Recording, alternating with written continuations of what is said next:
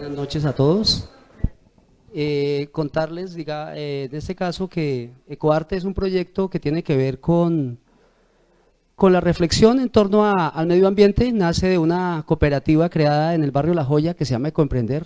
Diseñamos proyectos que tienen que ver con áreas de artes plásticas y literatura. Hemos hecho varias publicaciones de crónica, poesía, y hemos venido haciendo una serie de convenios con diferentes instituciones a nivel nacional, a nivel internacional, para poder generar eventos como este, como Ecoarte. La invitación a todos es pues que participen. Tenemos varias actividades aún. Entonces, por ejemplo, mañana tenemos la inauguración de la exposición de Hidroituango a Santurbán, donde van a poder encontrarse con la propuesta de 29 artistas nacionales e internacionales. La inauguración se va a hacer en el centro, empezamos en el Centro Cultural del Oriente a las 6:30 y luego nos vamos a trasladar a la sala UIS Bucarica, donde se va a hacer la inauguración oficial como tal. Entonces esperamos que todos puedan asistir mañana a este evento. Para el día sábado, de 9 de la mañana a 12, vamos a tener un taller sobre curaduría blanda que va a trabajar Edison Quiñones, quien hace parte de un programa de residencias artísticas. O sea que va a ser muy importante que vayan, por ejemplo, los artistas plásticos que estén interesados en de pronto tener la posibilidad de optar por una pasantía, por una residencia, y darse cuenta cómo es el proceso para poderlo lograr. Entonces, esto se va a hacer a las 9 de la mañana en el Auditorio de Bellas Artes del edificio Daniel Casas, en el tercer piso, a las 9 de la mañana. Ustedes que tienen amigos artistas plásticos, para que los inviten y puedan asistir a este taller sobre curaduría blanda. Y Edison también les va a hablar acerca del programa de residencias que se llama Popayor. El lunes 8 tendremos el conversatorio Adiós al río Sinú, do Wambura, de Alexandra McNichols Torreledo. Ella es norteamericana y va a ser en el Museo de Arte Moderno a las 5 p.m. y esperamos también que asistan muchas personas que están preocupadas por el medio ambiente. Esta fotógrafa denuncia lo que está pasando con las comunidades indígenas, no solamente acá en Colombia, sino también en Estados Unidos. Entonces es muy importante ver que los artistas toman partido de esta manera con la obra, ¿no? O sea, lo que hacen es abrir ventanas para que los demás se puedan dar cuenta de todos los impactos que se puedan estar dando, y ya cada quien toma la decisión sobre lo que quiera, ¿no? Lo que desea ahí. El día martes tendremos un conversatorio que se va a llamar La Minga, prácticas decoloniales, también de Edison Quiñones, del grupo de residencias artísticas Popayor, y Estefanía García. Esto va a ser acá en la Casa del Libro a las 5 de la tarde. Vamos a hablar específicamente ese día de lo que tiene que ver con la minga, entender un poco lo que está pasando en el Cauca. Y con esto estaríamos cerrando este evento Ecoarte 2019. Como les comenté, esto nace a partir de una serie de problemáticas que hemos visto, sobre todo en la región Santander, con todo lo que tiene que ver con Santurbán y otras prácticas mineras. Y hemos invitado a estos artistas que tienen proyectos hace mucho tiempo, que vienen trabajando hace muchos años, y vamos a encontrarnos mañana con estas propuestas.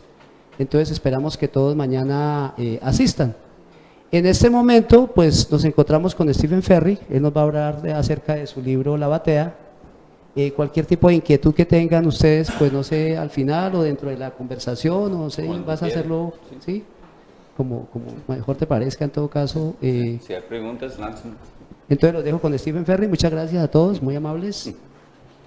Muchas gracias, Henry. Es importante que sigamos estrechando lazos de trabajo común, como habíamos conversado. Stephen Ferry, pues de origen norteamericano, él es historiador, fotógrafo y finalmente pues fotoperiodista, podría decirse, con 17 años ya de trabajo aquí entre Colombia y Estados Unidos. Tiene a mi lado, pues quiero mostrar dos libros, aunque hoy vamos a hacer el lanzamiento de La Batea. Quisiera también mostrar el manual del conflicto colombiano, Violentología. Está a la mano, vamos a tener una copia acá para que la puedan revisar. Creo que es un trabajo muy importante de registro, no solamente fotográfico o a nivel de imagen, sino también documental. Es muy interesante. La Batea pues documenta los esfuerzos por parte de las comunidades mineras de oro en Colombia para defender su estilo de vida en contra de las organizaciones criminales armadas y corporaciones multinacionales en busca de su oro. Un tema, como vemos, bastante sensible y actual aquí en Santander. Colombia representa la situación global de las comunidades locales víctimas de una represión violenta por oponerse a la minería a gran escala en sus territorios. Durante la exploración de un área social tan compleja alrededor de la minería del oro, la batea se acerca al carisma material tanto del oro como el mercurio. Muchas gracias por estar acá, por tener este proyecto tan interesante, presentarlo aquí en Casa del Libro Total. Quisiera pues además agradecerte y darte, bueno, no sé, preguntarte cómo ha sido tu experiencia siendo extranjero para estar en estos temas de investigación tan profundos. Eso es todo yo creo que es una proeza mayor haberlo hecho.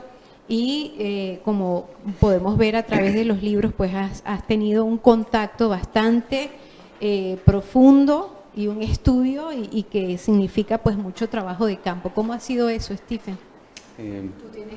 Bueno, pues antes que nada quiero agradecerte a ti y a Henry, al Casa del Libro Total, también a Santiago Rueda, que es el curador de la exposición que se inaugura mañana. Por favor que vengan porque es espectacular. Hay más de 20 artistas trabajando temas de minería y proyectos de extracción y realmente vale la pena.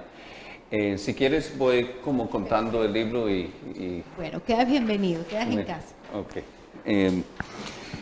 Bueno, hay un par de libros ahí circulando.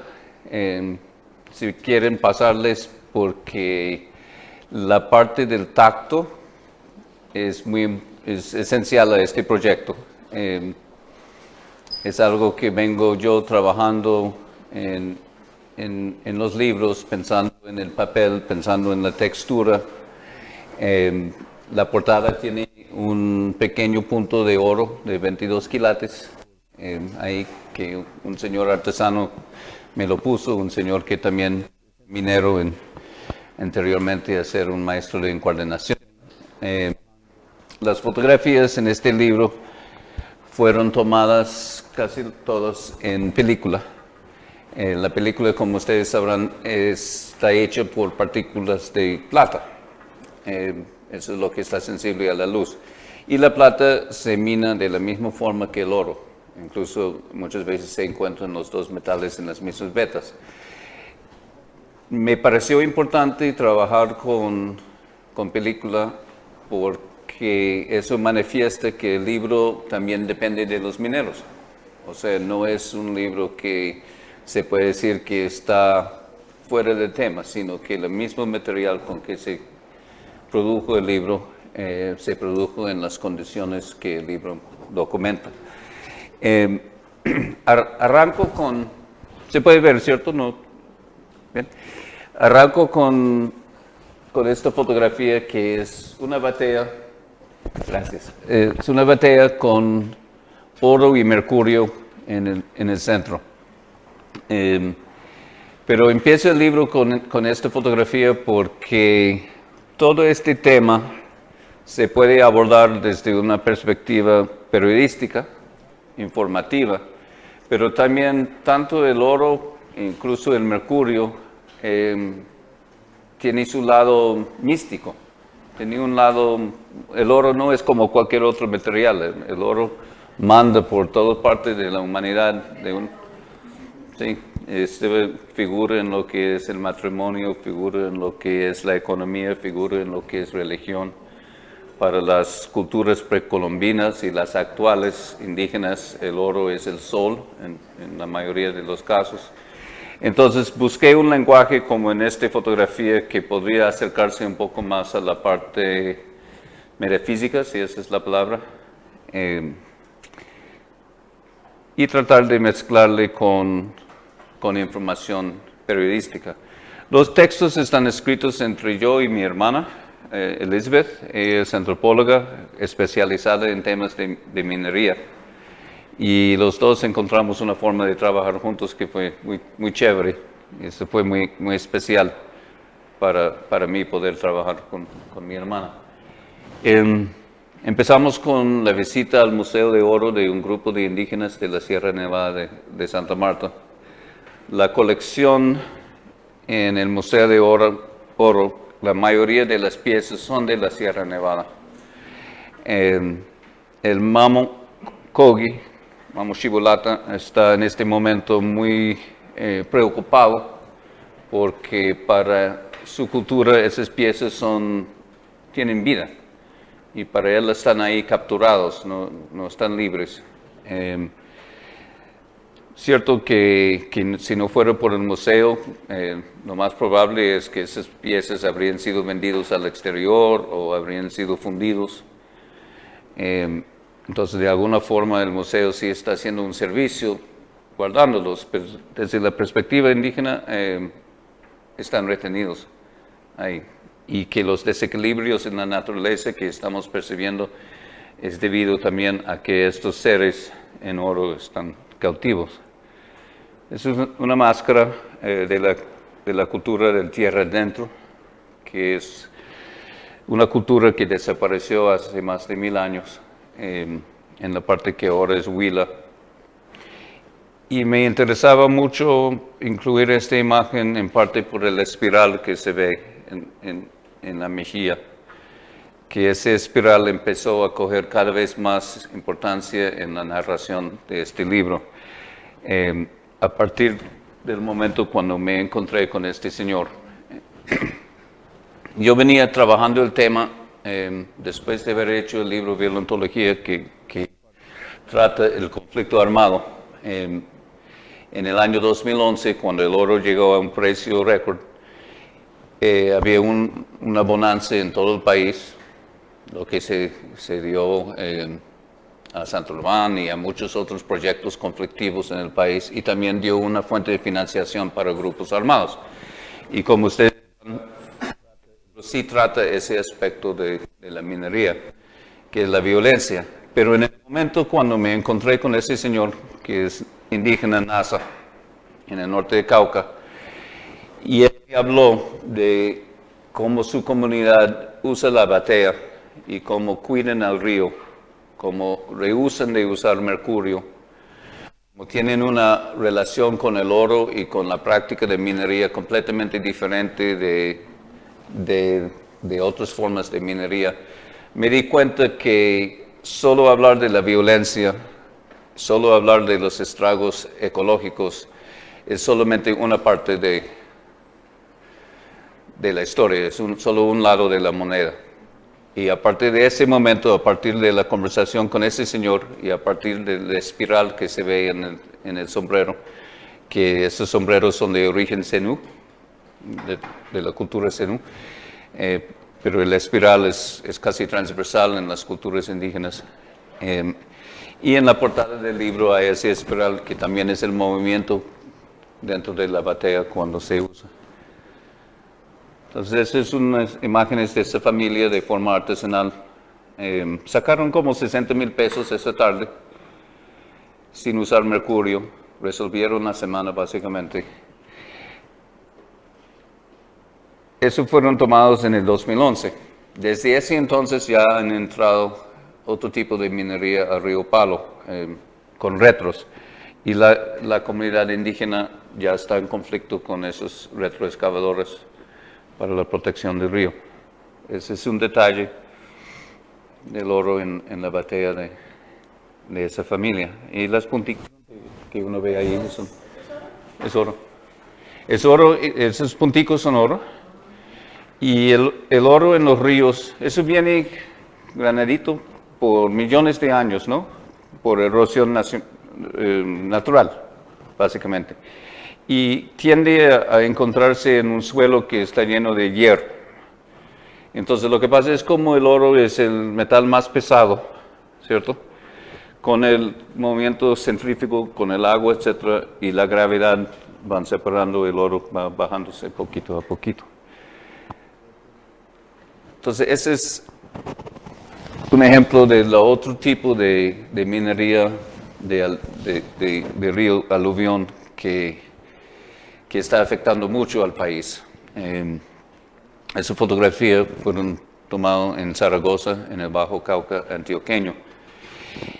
Y lo que buscan con retroexcavadores es encontrarse las capas de oro de esas partículas que por sedimentación están por debajo en la ribera del río, creando esos huecos tremendos y creando un impacto tremendo al medio ambiente. Esa mina fue controlada por un grupo armado. Yo obtuve permiso de fotografiar ahí con la condición que yo no preguntara quiénes son. Así nomás. Puedo estar ahí, puedo tomar las fotos que sea, pero no puedo preguntar quiénes mandan. Lo que ellos hacen es que dejan que las veredas cercanas pueden rebuscarse en ese hueco por varias horas en la mañana cada día para que ellos mismos tienen un poco del mismo oro. Eso hace que esos grupos armados que controlan ese de mina lo hacen por violencia, porque no hay que oponerse a lo que ellos digan, pero también lo hacen porque, por decirlo, salpican a la comunidad, o sea, comparten de alguna forma. Muchas veces esos son minas altamente precarias en términos de seguridad.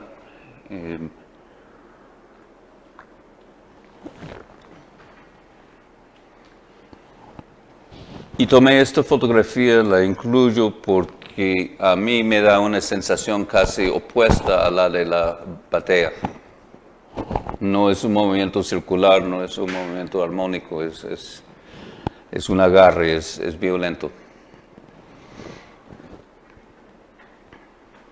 Y hay algo que me impresionó mucho con esa sensación de dientes, ¿no? Me hizo pensar en un dinosaurio agresivo. Mordisco de la tierra. Sí. Bueno, en ese contexto de mirar la relación entre minería de oro y violencia, fui con los carabineros, que es la unidad de la policía que está encargada de reprimir ese tipo de minería. Y en ese operativo en Bagre, también Bajo Cauca, Antioquia, fuimos en helicóptero. Ahí el escenario es bastante dramático. Llegamos a esta mina. Bagre es un lugar muy conflictivo históricamente. Ahí hay presencia de los gaitanistas, que también se conocen por urabeños o por Clan Golfo o por Clan Úsuga, también de ELN, y en este momento que fue en el 2011 también de la FARC. Yo fui muy impresionado por este momento. Y aquí es cuando como fotógrafo y periodista uno tiene que tomar decisiones, porque la luz en este momento es luz de mediodía y no es una luz que me encanta. O sea, para mí esta fotografía en términos por lo menos de luz y color no es de las mejores del libro. Pero el momento me convenció mucho, porque ese muchacho le dijo a la policía, por lo menos la guerrilla nos deja trabajar. Y la policía se molestó y dijo, ese es pensamiento subversivo. Y me pareció muy diciente, porque no hay fuentes de trabajo. Y no hay una regulación y no hay presencia del Estado. Y es apenas normal que los pobladores de esa región se meten en este tipo de minería porque necesitan sobrevivir. Entonces ahí está la problemática, me pareció descrito en ese intercambio. Quiero leerles un poquito. Esa parte fue escrito por mi hermana, es más científica que yo. No es necesario, Sandra, yo puedo ver, gracias. La concentración promedio de oro en la corteza terrestre es de 0,0005 gramos por tonelada métrica, en tanto que la plata viene en una concentración de 0,07 gramos por tonelada y el cobre de 50 gramos por tonelada. Por lo tanto, se encuentra muy poco oro en comparación con otros metales valiosos. Según el Servicio Geológico de Estados Unidos, todo el oro hallado hasta ahora en el mundo cabría en un cubo de 22 metros por cada lado. Y eso tuvimos que chequear porque nos pareció absolutamente increíble, porque 22 metros por cada lado es menos de este edificio. Todo el oro que se ha encontrado. Esa es una veta. Es una veta muy rica en la mina La Roca, en Segovia, Antioquia. La parte que se ve, para que no vaya tirando más, la parte que se ve entre esta parte aquí es donde está la veta para adentro. Estaban sacando de ahí como, no sé, en dólares, $750,000 por mes, más o menos, un grupo de mineros. Y lo que se ve arriba no es oro, sino piritas, que muchas veces la gente se confunde y piensa que han encontrado oro, pero no lo es. Los mineros se guían por el color, y cuando encuentran piritas de ese color cacao, es muy probable que ahí hay oro. Voy a hablar de esta mina, es como protagónica en esta historia. Este es otro minero en Segovia, en otra mina. Ese señor no contó con suerte. Él y sus compañeros estaban trabajando como 8 meses en otro socavón sin encontrarse con nada y estaban medio aburridos ya. Ese está en la mina La Roca. También la mina La Roca. Me gusta como la cara como pícara del muchacho, ¿no? A la izquierda, como que coronamos, ¿ve?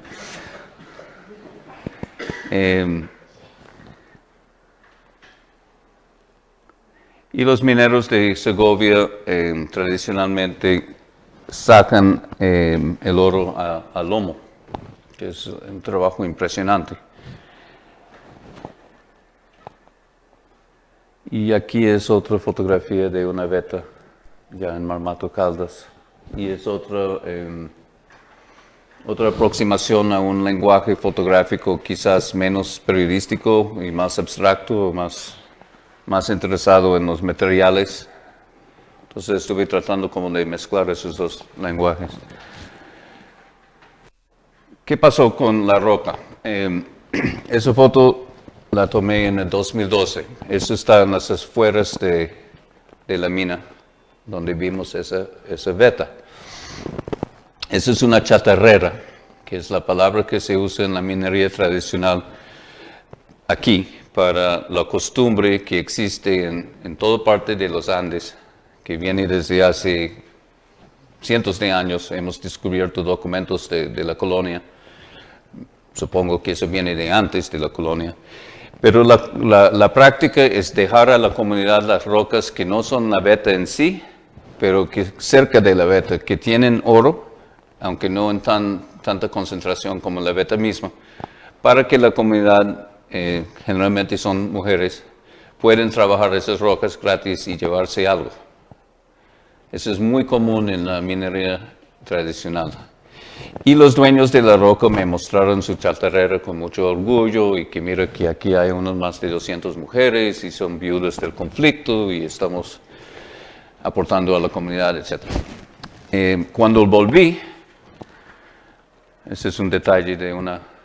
Se usa la palabra chatarrera tanto por el lugar como por una mujer que trabaja en una chatarrera. Esa es una chatarrera trabajando en una chatarrera. Cuando volví en el 2016, me encontré con el dueño de La Roca en otra parte y le pregunté por la chatarrera. Me dijo, no, lastimosamente ya no, porque La Roca, esa mina, se encontró dentro de la concesión que el presidente Álvaro Uribe vendió a una empresa canadiense que se llama Gran Colombia Gold. Gran Colombia Gold está en un conflicto muy áspero con los mineros tradicionales de Segovia y Remedios, y también con los mineros de Marmato Caldas. Para que La Roca no fuera despojado, o sea, so pena de un orden administrativo, que la policía cerrara la mina, La Roca decidió firmar un contrato de operación con Gran Colombia Gold. La lógica de una empresa moderna es muy diferente que la tradicional. Tienen molinos muy eficientes, han hecho inversiones grandes, responden a accionistas y quieren sacar provecho de cada roca. Entonces, bajo términos del contrato de operación, la roca tenía que entregar todo la mina a Gran Colombia Gold y por ende ya no hay una chatarrera. Entonces, es una gran diferencia que descubrimos entre los modelos de la minería tradicional y la moderna. Es una de las razones por el conflicto que hay en Segovia, porque como ustedes van a ver, en primera fila de las protestas contra Gran Colombia Gold se encuentran las mujeres chatarreras que están defendiendo sus puestos de trabajo. Segovia también es un lugar donde se usa mucho el mercurio. Hay cambios, algunos de los entables, como se llama, como esta fotografía es un entable donde procesan el oro, ya han instalado retortas para reciclar el mercurio, pero los mineros de Segovia, y creo que eso se aplica, ustedes me dicen si estoy equivocado, pero creo que acá en California y en Betas, los mineros tradicionales sí están usando mercurio todavía. Es un punto débil para la minería tradicional que usa mercurio, porque sí, eso sí es muy peligroso para el medio ambiente. Y es un argumento potente que usa Gran Colombia Gold, que no está usando mercurio para tratar de quitar los mineros tradicionales del escenario. Lo que hacen es que llegan y los mineros ponen una cantidad de mina, un costal, en estos esferos que se llaman cocos, y le echan mercurio, le echan melaza, le echa cáscara de naranja o limón para que sea cítrico, le echa cloro y le echa unas bolas de manganeso que son muy duros y le dan como por 4 horas y el resultado es como una concentración de mercurio y oro que se ve así. Y los mineros vienen y los trabajan con nylon y lo exprimen así. Entonces uno ve las bolitas de mercurio que se salen de los poritos del nylon. Y lo que resulta es lo que llaman amalgama. Y de ahí le echan candela. El mercurio evapora. Esa es la parte más peligrosa porque si entra al pulmón es la forma más peligrosa de que el mercurio afecte al ser humano.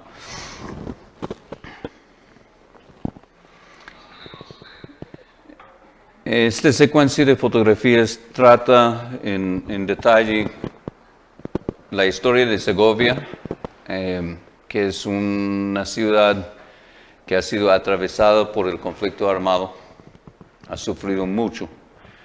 Había una matanza paramilitar muy grande para eliminar a la Unión Patriótica, había muchos asesinatos de parte de las guerrillas también en Segovia. Y en el centro de Segovia hay esa estatua como bizarra, un poco inquietante, ¿no? Que muestra una mujer y un minero como abriéndole el vientre, ¿no? Ocurre que hay una pieza, hay una imagen en la exposición en el Centro Cultural del Oriente, bastante parecida a esa escultura, donde hay una mujer desnuda y en su vientre hay un hueco que es una mina a cielo abierto. Por si ustedes ven esa pieza, me hizo pensar mucho en esa estatua. Ese es jefe de seguridad de la mina La Roca en ese momento. Antes de que, cuando yo visité La Roca por primera vez en el 2011, esa mina fue el enfoque de interés de 2 grupos paramilitares que estaban en guerra y estaban peleando para esa beta que nosotros vimos. Y estaban peleando por todo Segovia. Eso fue un tiempo de muchísimos asesinatos y el momento fue muy, muy tensionante. La Roca ganó con este man que era bastante duro, un veterano del conflicto. y los urbeños ganaron. Y a partir de que ganaron los urbeños en Segovia, la tasa de asesinato bajó, porque es solo un grupo que manda, que es como una dinámica muy común. Eso es en las afueras de La Roca. Eso también está al lado de La Roca, el barrio, ahí. También el tema de corrupción es muy importante en Segovia, en todo eso, que un pueblo tan rico en oro no tiene ni 5% de los caminos están pavimentados, por ejemplo. Esto es el guardaespaldas de un sindicalista, que el sindicato de los mineros de oro ha sufrido mucho asesinato. John Jairo Zapata fue baleado, sindicalista. Él había recibido amenazas porque él se opuso de la venta a Gran Colombia Gold. Él dice esa es la razón por la cual lo dispararon. Y esa es la oficina del sindicato con sus líderes asesinados en la pared.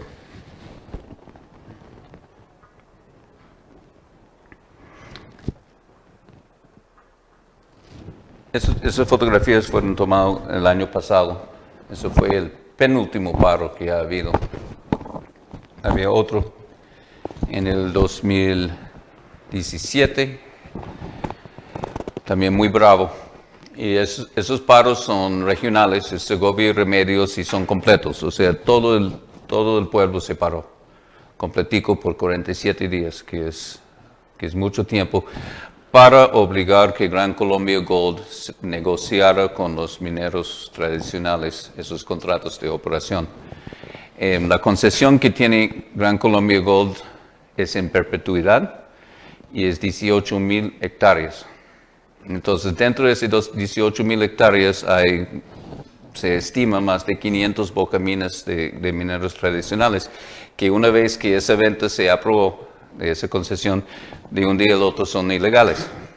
Ahí está el problema a veces con el término de la minería ilegal, porque una cosa son esas minas que realmente son minas de grupos armados, como esa mina que vimos en Zaragoza, pero muchas veces el gobierno y la prensa usa el término ilegal de forma muy indiscriminada.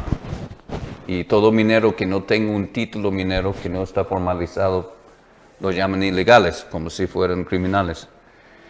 Y en muchos casos no es que son criminales, simplemente están trabajando como siempre han trabajado, y de un día al otro alguien es dueño del subsuelo y ya no deben trabajar más ahí. Entonces, eso básicamente es la causa del conflicto en Segovia que sigue habiendo. Eso es el sancocho, que es parte como icónica de estos paros. La mujer que está sirviendo el sancocho es chatarrera. Y me gustó la foto también porque es circular.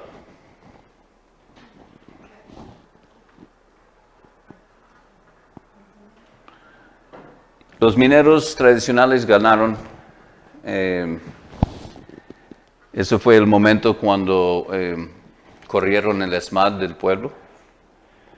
Fue bastante impresionante. La señora en primera fila lo que está haciendo está tratando de controlar a los demás para que no hubiese una estampida y para que no hubiesen muertos. Pero finalmente lograron. Esa es la fotografía del ESMAD yéndose.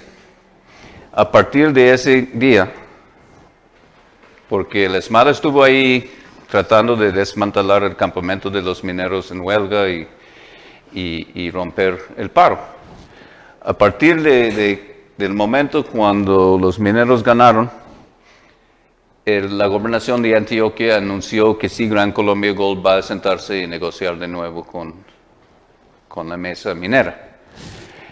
Hemos visto que en este tipo de situación, en muchas partes del país, no respondo por acá, no sé qué ha pasado en San Juan, pero en muchas partes del país hay un momento cuando hay una confrontación de estas. Y hasta que se decida la confrontación prácticamente por violencia, no se sabe si va a haber una negociación o no va a haber una negociación. Es una dinámica muy común. Bueno, seguimos en Segovia. Y a partir de ahí el libro empieza a coger una actitud más positiva. Porque como dije, la violencia es solamente una parte de la ecuación.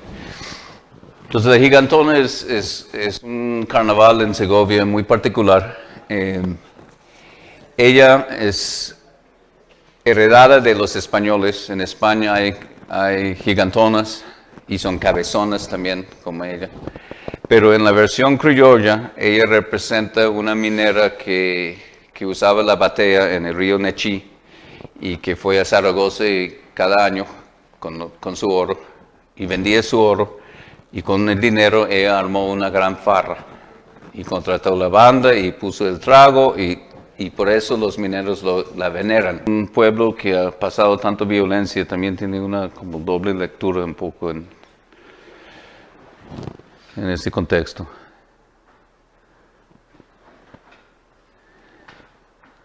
Bueno, como mencioné antes en la parte visual, yo iba buscando un lenguaje que podría cumplir con el periodismo y también que podría aproximar a la parte más elemental, de pronto más mística, no sé, del asunto. Y pues hay diferentes lenguajes y por medio del diseño del libro más o menos tratamos de abarcar todo esto. Mi hermana y yo en la escritura también tuvimos las mismas preguntas, ¿cómo cumplir con esos dos objetivos? Ella escribe mucho mejor que yo y más poético, entonces les voy a leer lo que escribió en esta parte. El oro se derrite a 1064 grados centígrados. Este horno que lo funda en el molino El Arco en Marmato, Caldas, está más caliente todavía. Tanto que sus llamas no se vuelven rojas ni blancas, sino verdes. Las llamas se enroscan como helechos en primavera. El color parece que se chocara con el aire y el aire parece vaciarse y esperar. Es como si en cualquier momento el espacio en torno al horno fuera a ceder y revolverse en un mundo de fuego, como si la tierra, el molino, el horno y todos nosotros alrededor del horno nos fuéramos a volver estrellas. Y ese es un crisol que es una herramienta. El alcalde no ha firmado los órdenes administrativos para desalojar a los mineros. Y Gran Colombia Gold ha hecho una demanda legal contra Colombia por $700 millones por no cumplir con esos desalojos. Ahí está la situación actual en Marmato. Los marmateños, el Comité Procívico, son bastante inteligentes y ellos están apostando.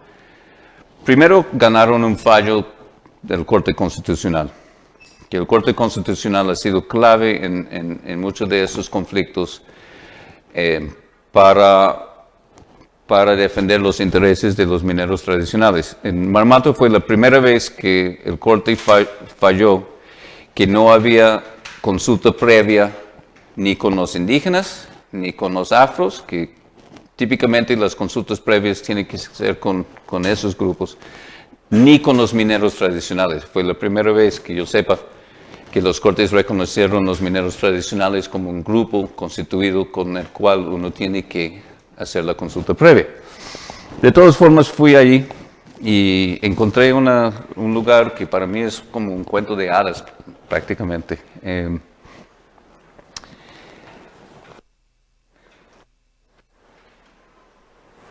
Tiene bastante carga, no uso, pero sí no son tan tampoco con los residuos, hay muchas cosas que podrían ser mejor, pero es lejos de ser el desastre como lo pintan en la prensa.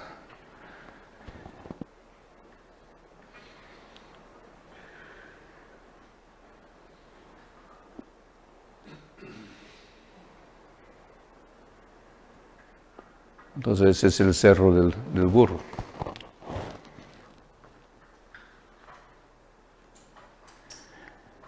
Y este capítulo se llama Transmisión, también está en Mato. Y como la batea es como el sitio que representa la minería artesanal y que realmente es la herramienta central. Sin la batea no pasa nada prácticamente. Y más aún, por ejemplo, acá donde no usan mercurio, sino usan su destreza con la batea para trabajar. Ese señor está explicándole a estos muchachos cómo usarla. La batea es un recipiente en forma de plato cóncavo, hecho por lo general de madera de cedro, que tiene cerca de medio metro de ancho. Se ha utilizado tradicionalmente en la minería americana. Batear no es un arte que puede dominar cualquiera. De hecho, el día de nuestra visita, varios jóvenes observan y ayudan a Ahmed Amar Osorio toda la mañana mientras les transmite su oficio.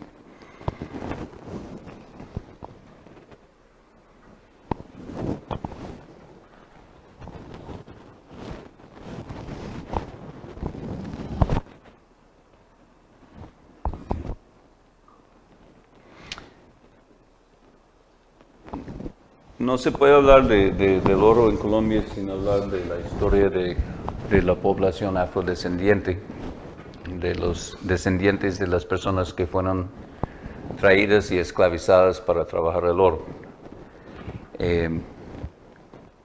Los antepasados de esta gente en Yolombó, en el norte de Cauca, fueron traídos en el siglo XVII para trabajar unas minas propiedad de los jesuitas, que la riqueza de sus minas es lo que realmente creó la ciudad de Popayán y que financió una gran parte del virreinato de Quito. Algunos se escaparon a esclavitud, otros uno podía comprarse su libertad en Colombia trabajando la batea, básicamente. En sus horas libres, mucha gente esclavizada trabajaba y ganaba suficiente dinero para comprar su libertad. Ellos son dueños de ese territorio. Primero tuvieron que enfrentarse con unos grupos paramilitares con retroexcavadores y organizaron una marcha famosa que se llamaba la Marcha de los Turbantes, y llegaron a Bogotá, fueron casi todas mujeres. De pronto ustedes han escuchado de Francia Márquez, que es una líder muy importante, pues ella es líder de esta comunidad. Y presionaron el Estado de tal punto que el Estado respondió y expulsaron a esos retros de Río Ovejas. Después de ahí se concedió el subsuelo a AngloGold Ashanti, una multinacional de Sudáfrica, la más grande o segunda más grande del mundo, si no estoy equivocado, que querían explotar este oro, y otra vez la población resistió, y otra vez las amenazas de muerte, que no hay pruebas que esas amenazas vienen directamente de la multinacional, pero había muchas coincidencias entre la resistencia de la comunidad y las amenazas que recibieron. Y la Corte Constitucional falló a su favor, y por ahora están bien. Practican una especie de minería de chorro, ¿ya?, con ese agua, y ellos dicen que ellos consideran que este oro es de sus nietos y de sus bisnietos y así, porque como vienen ya de siglos trabajándole y todavía hay oro, es el mismo concepto de la minería tradicional, de ir de a poquitos. No usar, o sea, eso no es cavar un enorme hueco y usar tractomulas y todo el cuento para mover tierras y todo eso, sino de a poquitos. Uno puede decir subsistencia Uno puede llamarle de otras formas, pero en la concepción de ellos es que este oro no es solo de ellos, sino para las futuras generaciones, para la continuidad de la comunidad. Y ese es un modelo muy diferente que el modelo que hubiese aplicado Anglo Gold Ashanti, por ejemplo, en esa misma región. Y terminamos con una secuencia de fotografías en Mompox, que es, como ustedes saben, Mompox es una isla en el río Magdalena. Es el lugar que cuando los españoles guardaron el oro que sus esclavos minaron en el entonces, primero en Cartagena fueron atacados por los ingleses, por los piratas, entonces decidieron mover el oro a Mompox. Y ahí creció el oficio de filigrana. Entonces visitamos con mi hermana al taller de la familia Tres Palacios para ver cómo trabajan el oro ahí. Y ahí es donde hacen ese pescadito que estoy muy complacido que este pescadito es por todas partes ahora en Bucaramanga. En la marcha de Santo. Sí. Sí. Es tierno. Es tierno el pescadito. Sí. Y le mira a uno directamente, ¿no? Y esa es Elisa Tres Palacios, que es la maestra de ese taller. Y como Mompox y el pescadito y todo eso está muy... ¿Esa es su habitación? ¿Es su cuarto? Sí, es su cuarto. Y todo eso es tierra de García Márquez, ¿cierto? Sí. Entonces, esta fotografía también me hizo pensar en... Toda la escena me hizo sentir su literatura, ¿no? El pescadito de Gabriel. Sí. Uh-huh. Dicen en Mompox que como Mercedes, la mujer de Gabo, estudiaba en Mompox de joven, por eso Gabo se enteró de los pescaditos de la familia Tres Palacios. Pero, no tuve la oportunidad de preguntarle a Gabo si es así, pero eso es lo que dicen.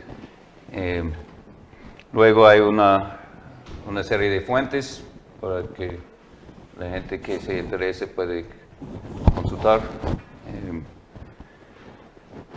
Y termina con otra fotografía como de cerca de oro en una batea.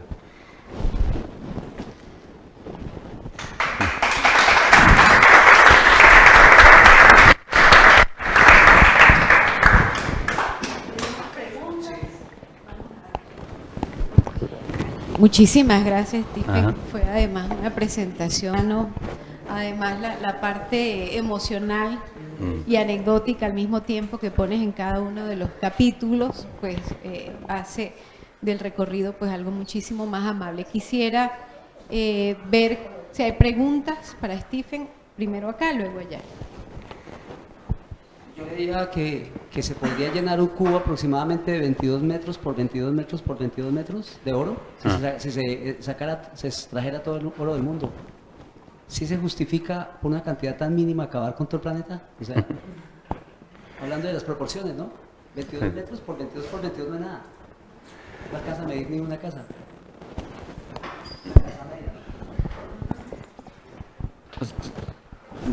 No sé cómo responder a esta pregunta. Yo creo que la humanidad es inseparable del oro. O sea, es tan central a tantas culturas que no veo posible que se acabe la minería de oro. La pregunta es cómo hacerla. Eso es mi posición. Sí, o sea, si ese material realmente se justifica explotarlo comercialmente cuando existen muchas otras posibilidades que lo pueden reemplazar. Sí, lo que pasa es como yo no tengo ningún argumento racional para entender el poder que tiene el oro en la humanidad. Lo que sí es cierto es que lo tiene. uno puede hacer toda una lista de razones por las cuales el oro funciona, por ejemplo, como moneda. Hay toda una serie de razones porque es excelente para la joyería, porque es extremadamente trabajable.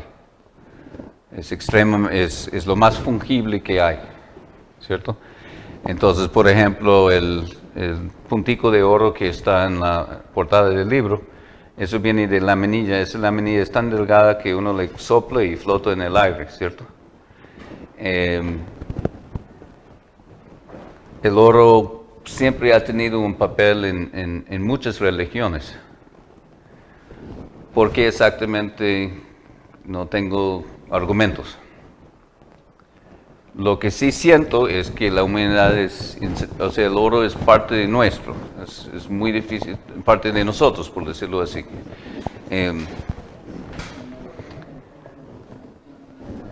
Yo creo que es un poco como, a veces los ambientalistas usan un lema en las manifestaciones que es todo mina contamina. Pero la verdad es que no podemos vivir sin metales y no podemos vivir sin mineros y no podemos vivir sin minas. Es cómo hacerlo y cuál es el modelo de producción y cuál es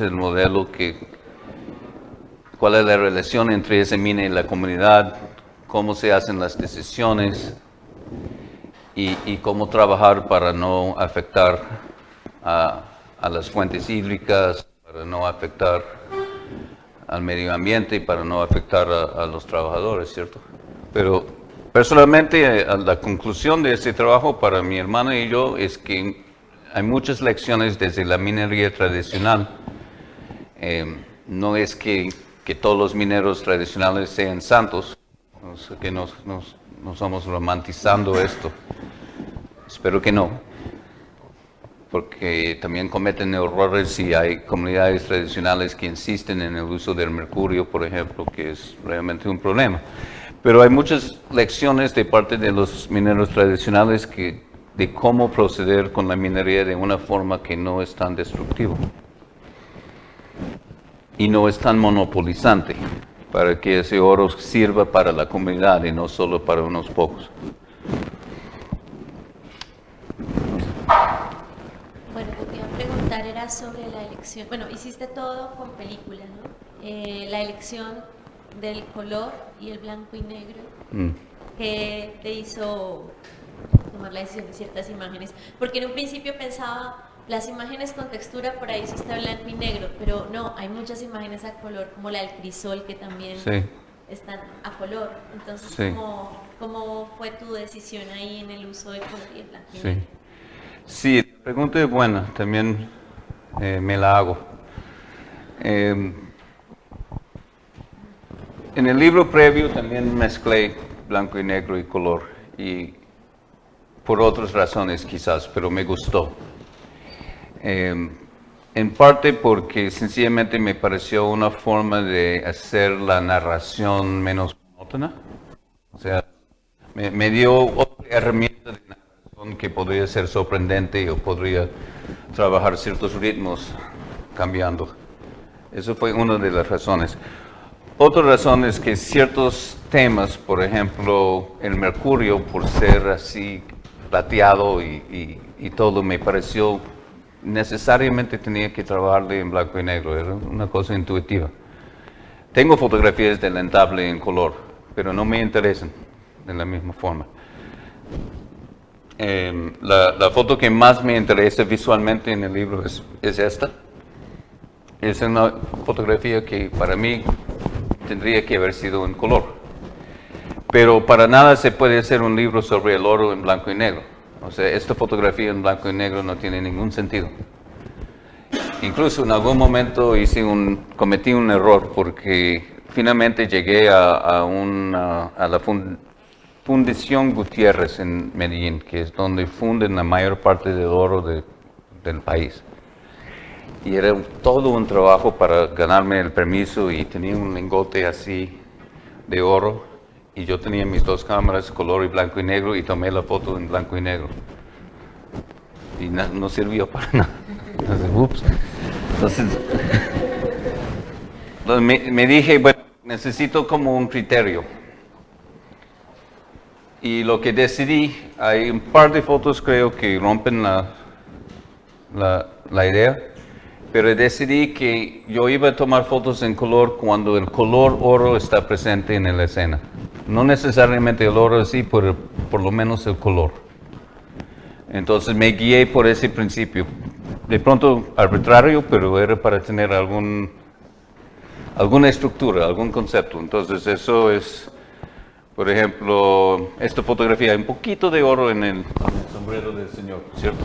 Suficiente para mí decir, bueno. Esa claramente tiene que ir a, o sea, pienso yo, en el color por el contraste de las personas y la misma paleta. Sí.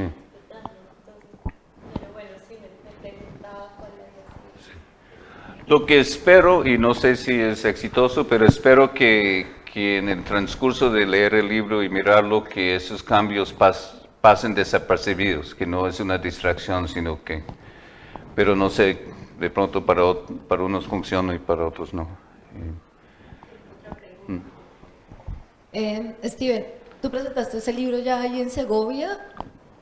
¿Cómo lo tomaron ellos? ¿Cómo lo tomaron las personas que te dieron el permiso que no podías preguntar? Ya. No la llevé a este mina, aquí. Eso es en Zaragoza y no llegamos allá con el libro. Sí llegamos a Segovia y hemos ido 2 veces al Marmato y vamos una tercera vez. En Marmato están muy inteligentes, están jugando la carta de la cultura para defenderse.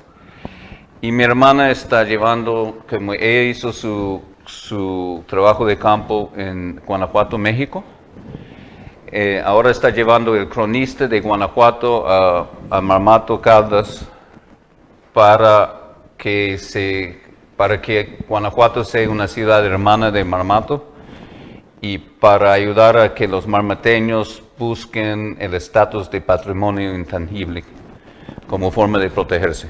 En Marmato eso ha entrado en toda esa dinámica y tienen una conferencia anual de marmatólogos y nos consideran ahora marmatólogos, nos sentimos súper honrados con eso. En Segovia fue muy interesante. Yo estuve nervioso porque convocaron a la mesa minera y esa gente dura. Fue en un salón pequeño, más pequeño que este, el cronista del pueblo, el historiador del pueblo, el alcalde, una cantidad de chatarreras estuvieron ahí y mineros. Y estaban ahí con un silencio y presentamos y todo y nos dijeron bien. Y nos compraron libros y regalamos libros y bien. Y están contentos con el trabajo. Pero uno decía a mi hermana, yo vi esto y yo estaba preparado a odiarlo. Pero sí, no, está bien. No, bueno, eso. Lo que no hemos hecho tampoco es llevarle a Gran Colombia Gold. No sé qué dirían ellos. Sería interesante. Sí. Me gustaría que estuvieran presentes en un momento de estos. Mr. Ferry, ¿qué te ha motivado a hacer todo este trabajo tan riesgoso en Colombia? No sé, yo estudiaba historia de América Latina y yo siento que la fotografía es una forma de hacer historia, como un primer borrador por lo menos. Entonces yo lo veo desde esa perspectiva y proyectos como estos son proyectos que caminan en una línea entre reportería gráfica y historia de una forma que para mí es interesante. El oro, por ejemplo, nos afecta a todos.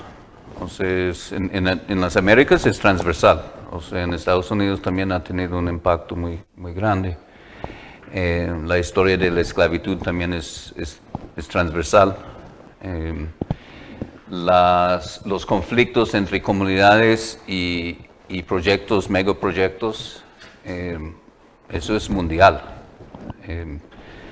Por ejemplo, las estadísticas, que no me acuerdo, pero cuando hicimos el libro estuvimos viendo que mundialmente el asesinato de líderes sociales, por ejemplo, abusos de derechos humanos, mayormente va contra los defensores del medio ambiente frente a megaproyectos.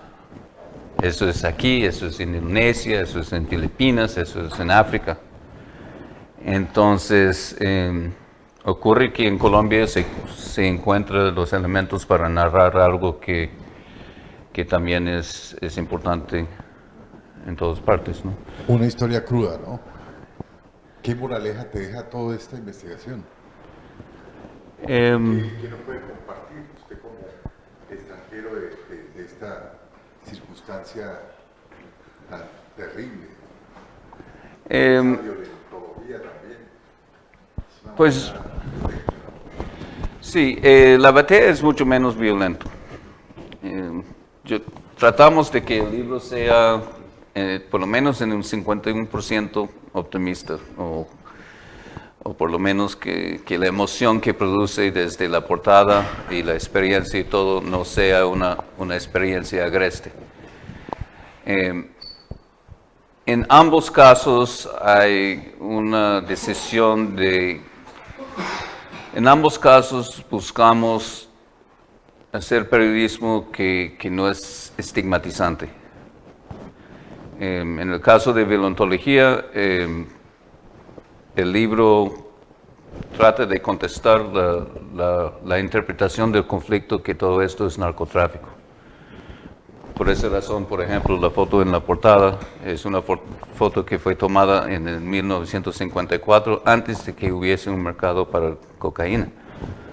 Y la tesis de violentología es que pues las drogas pueden ser leña al fuego, pero las raíces del conflicto son más largos y mucho más complejos, y son sociales y son históricos, y que el narcotráfico... Esa interpretación de que el conflicto es pura droga, para mí, obedece más a los intereses de los Estados Unidos frente al narcotráfico que a la realidad. Y en el caso de la batalla también nos dimos cuenta, y yo me di cuenta, si yo solo miro la violencia asociada con el oro, voy a caerme en un estigma, porque hay mucho lenguaje contra el minero. Hay mucha representación como el minero como un ser criminal. Y la realidad es mucho más compleja. Entonces, de alguna forma, la imagen de la portada de ser circular también se refiere a tratar de ser un relato circular. Que no, hay una, ¿cómo se llama eso? Es un discurso TED, creo, de una novelista de Nigeria, que no me acuerdo en ese momento su nombre, pero es muy interesante, que se llama El peligro The Danger of the Single Story, el peligro de la historia única. Creo que se traduce así. Vale la pena verlo, porque habla de sí mismo como la gente le ve a ella como africana, y como ella como africana ve a otros africanos, y como se instala en la mente unos conceptos. Por ejemplo, el pobre.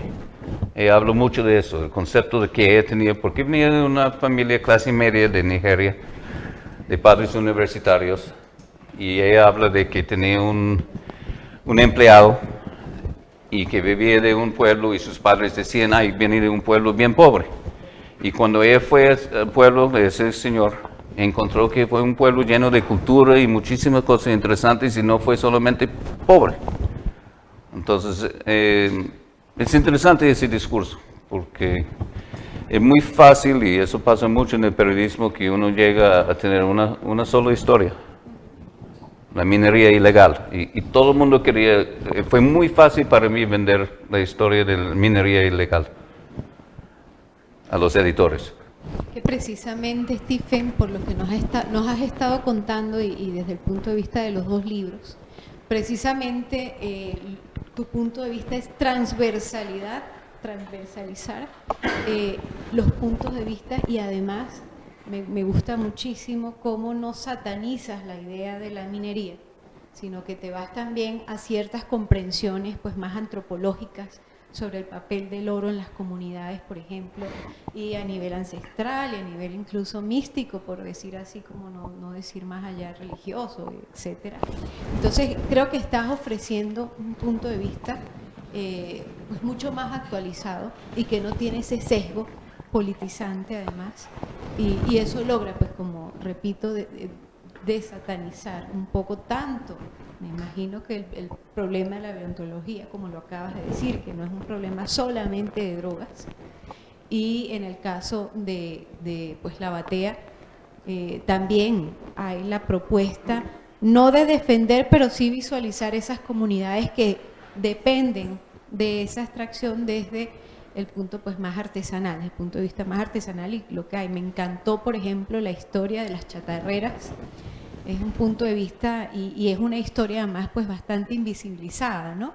Entonces, cómo hay comunidades y sobre todo comunidades tan vulnerables, no solo por mujeres, sino también por toda la situación que los rodea, y eso pues es una forma más de aportar. Evidentemente toda la otra parte de la ecología también hay que mirarlo, ¿no? Pero son asuntos que hay que tomar con pinza y hay que tener pues esa mirada muchísimo más amplia, horizontalizante y transversalizante que tú has propuesto, y creo que pues eso habla de tu punto de vista como historiador, pero también como periodista.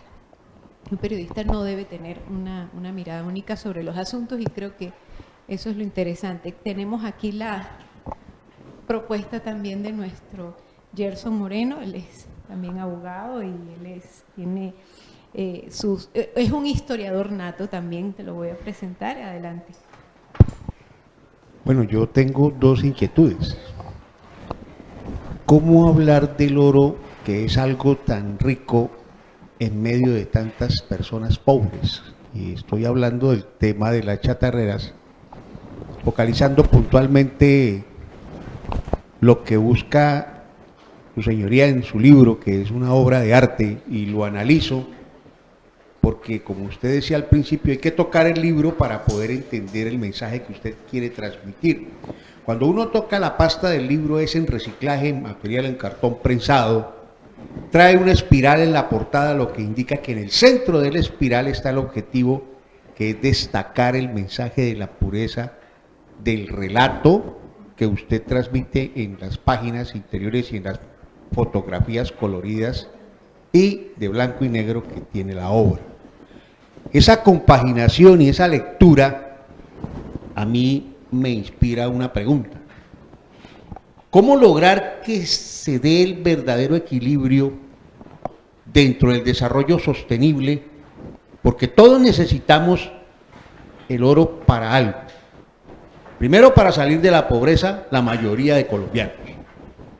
Segundo, para conservar los recursos hídricos, como es el debate que se está liderando ahorita con el páramo de Santurbán, que a mí me parece que debe haber una balanza equitativa en el concepto y en el manejo idóneo y adecuado del diálogo interactivo de los diferentes intereses y actores dentro de este debate.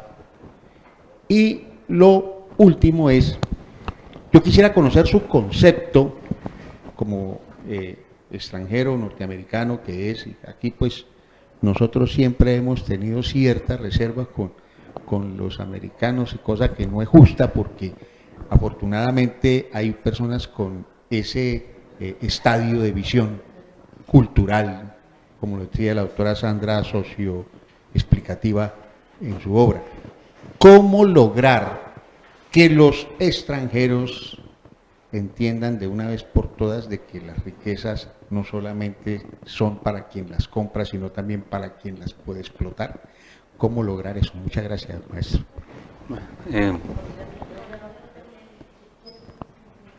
Pues primero gracias por lo que dice en relación a la construcción del libro, que sí pensamos mucho que es un mundo de opuestos. Hay algo muy opuesto, muy físico, que es el oro que brilla y la tierra o la roca o el fango del cual sale, ¿no? Hay un contraste. Hay un contraste entre la riqueza y la pobreza, y entre la armonía y la violencia. Yo no soy experto en economía, ni en política, ni en nada de eso, entonces no pretendo tener ninguna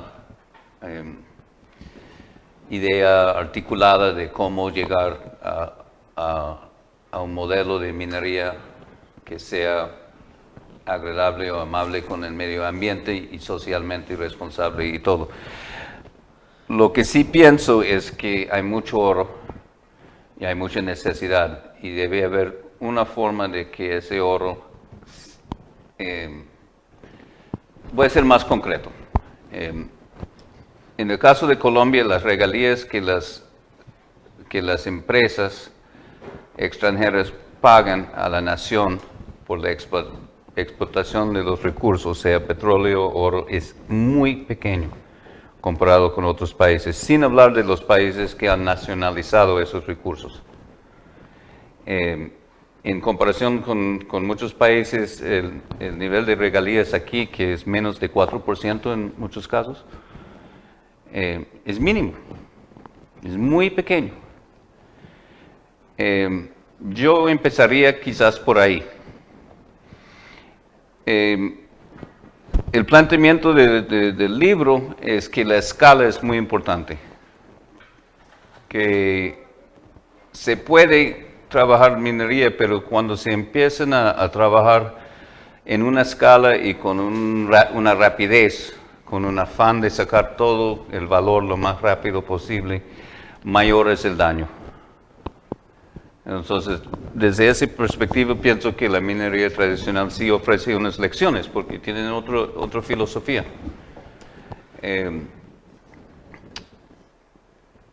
Hasta ahí puedo responder esa parte. Por lo que es la arrogancia, quizás es la palabra, de los países más ricos, frente a los países que surten la materia prima. Creo que en el oro es similar a otras cadenas de producción, porque, por ejemplo, para un lingote de oro entre en el sistema financiero tiene que